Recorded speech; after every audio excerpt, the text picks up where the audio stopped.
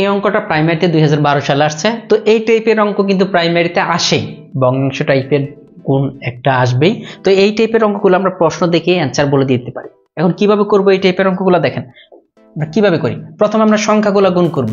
এই যে 2, আমরা দশমিক টশমিক কিছু দেখব না, 2 2 দ্বিগুণে 4, 4 অক্ষে 4, তার মানে আমরা এইভাবে গুণ করব 1 × 2 × 2, এই 1 নিছি 2 নিছি 2 নিছি, টোটাল গুণ করে কত হচ্ছে 4, আমরা 4টা লিখবো। এরপর দেখবো টোটাল কত ঘর পরে দশমিক, এখানে 3 ঘর, দেখেন এখানে 2 ঘর, 5 ঘর আর এখানে 6 ঘর, টোটাল 6 ঘর পরে আমরা দশমিক দিব, কিন্তু আমাদের 6 ঘর নাই, তাহলে এখানে শূন্য দিতে হবে। একটা ঘর, 2টা, এই 3টা, এই 4টা, এই 5টা, এই 6 ঘর পরে দশমিক দিলাম।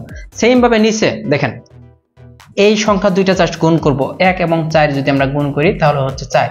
এখন দেখো দশমিক কয় ঘর পরে, এখানে 2 ঘর, এখানে 2 ঘর, টোটাল 4 ঘর পরে, তাহলে একটা, এই 2টা, এই 3টা, এই 4 ঘর পরে আমরা দশমিক দিলাম।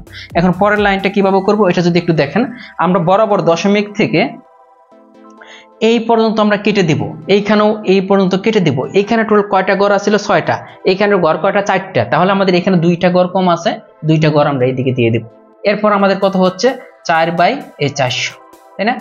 তাহলে এটাকে যদি কাটাকাটি করি 100/1, তার মানে 1/100।